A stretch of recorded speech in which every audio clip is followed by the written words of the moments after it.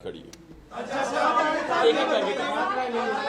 Sir अगर आप कहते हैं कि इत्तेफाक राय नहीं होता तो दूसरे ऑप्शन हैं, गैर जमहूरी ऑप्शन भी हैं। एक तो सर वो ऑप्शन कौन कौन से हैं और अगर वो ऑप्शन अडॉप्ट कर लेते हैं तो फिर क्या खुद को भी जमहूरी कहेंगे? तो क्या मौलाना ने ग्रीन सिग्नल भी दे दिया? सब कुछ बता दूं? अच्छा ये तो बताएं देखिए बात ये है, अडॉप्ट करने के बाद सादक बात संजानी ये है। वाली हिस्ट्री, सादक संजानी साहब वाली हिस्ट्री रिपीट होने वाली नहीं, है। देखिए मैं ये समझता हूँ कि हमारे पास आइन और कानून की हदूद के अंदर रहते हुए दीगर ऑप्शंस मौजूद हैं, मौजूद थी, मगर हमारी लीडरशिप, हमारी पार्टी के अंदर ये सोच पाई जाती है कि आखिरी हद तक कोशिश की जाए कि ओवरऑल कंसेंसस डेवलप हो जाए, कि तमाम सियासी जमातें इस पर मुत्तफिक हो जाएं। किसी से लाख हमारा इख्तलाफ हो या उनका हमारे से इख्तलाफ हो तो फराख दिली का मुजाहरा किया जा रहा है और एक खुले जहन के साथ इसको आगे लेकर जाया जा रहा है। अगर डेवलप हो जाता है वेल एंड गुड, बिलावल साहब ने भी इस पर बात की।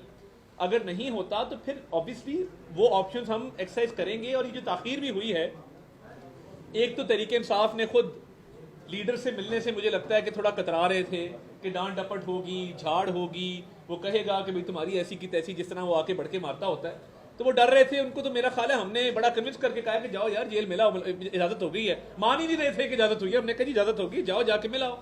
अब इन हालात के अंदर कुछ ताखीर उन्होंने की, कुछ हमारा ओवरऑल कंसेंसस का एक मूड है। तो देखिए उसके बाद अगर वसीत और कौमी मफाद के अंदर और ये जुडिशल रिफॉर्म्स के हवाले से बेहतर समझा गया तो फिर दीगर ऑप्शन जो है वो एक्सरसाइज की जाएंगे। वो जो एक्सरसाइज होगी आइन और कानून के दायरे में होगी वो एक्सरसाइज।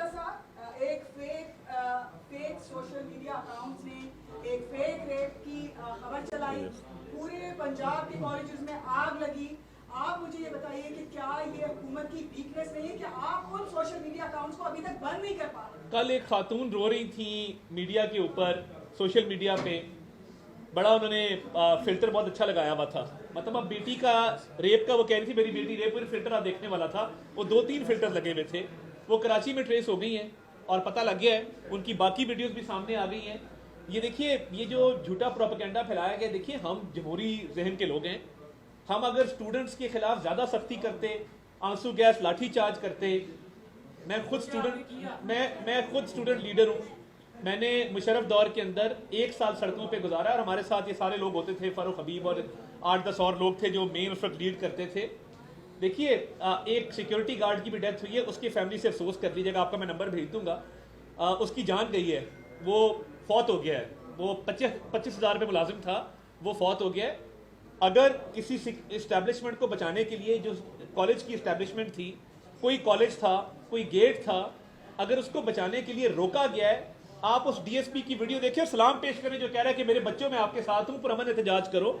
जो कि किया आपकी राय हो सकती है, मगर किसी स्टूडेंट पे उस तरह का कोई ना मजालिम ढाए गए हैं, ना उस तरह का मामला किया गया है। सोशल मीडिया पे मुनज़्ज़म कैंपेन थी कि किसी तरीके से आग फैलाई जाए पूरे पंजाब के अंदर और स्टूडेंट सड़कों पे आ जाए। इसकी फंडिंग कहाँ से हो रही थी, तहरीक इंसाफ के कौन कौन से रहनुमा मुलव्विस थे, वो तफसीलात से मैं आपको आगाह करूंगा। मगर जिन अकाउंट से ये फैलाई गई है, वो औरत भी ट्रेस हो गई कराची के अंदर फेशियल रिकग्निशन के थ्रू।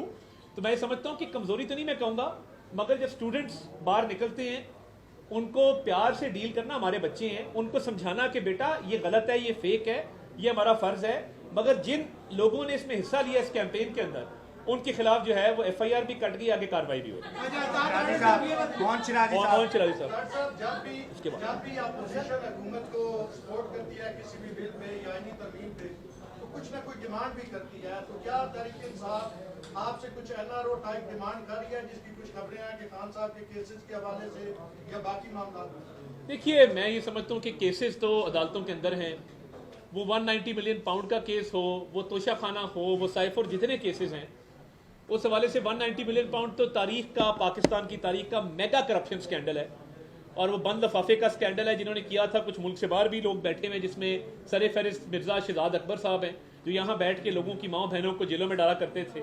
मैंने कहता था कि इसने भाग जाना, तुम लोग रह जाओगे, और अब वो मेरे से मुत्तफिक हैं। वो कहते हैं आप ठीक कहते थे उस वक्त। तो मैं ये समझता हूँ कि इस हवाले से जीरो टॉलरेंस पॉलिसी है।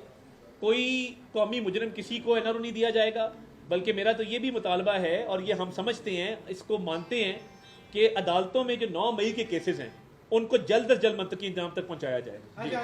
साहब ये बताएं कि आज वज़ीर आज़म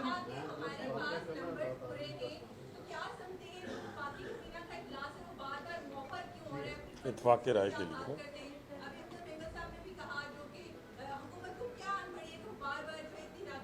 देखिए, हम जमहूरी जहन के लोग हैं, हम समझते हैं कि इत्तेफाक राय पैदा किया जाना चाहिए और इजलास देखें बिल्कुल बुलाया गया, एक दो बार मुलतवी भी हुआ। वो इसीलिए हुआ कि मौलाना के साथ बाकी सियासी जमातों के साथ मजीद बातचीत करके इसको फाइन ट्यून कर लिया जाए। रोज़ रोज़ आइनी तरमीम नहीं होती, ये तारीख साज मौके होते हैं जिसको हम सब विटनेस कर रहे हैं। तो कोशिश ये है कि इत्तेफाक राय पैदा किया जाए, हो जाएगा वेल एंड गुड, वरना आज शाम काबीना का इजलास जो है वो भी हो जाएगा। पैदा नहीं होता तो क्या जो परसों से जो एक मसौदा चल रहा है वो फिर पेश किया जाएगा या वो ओरिजिनल पीएम वाला मसौदा? देखिए, अभी मुसद्दे पे आज़म नज़ीर तारड़ साहब ने ब्रीफ किया है, जो ज़ोराना हुआ हमारे कौमी असम्बली के मेंबरान का, बड़ी तफसील से उन्होंने बात की है।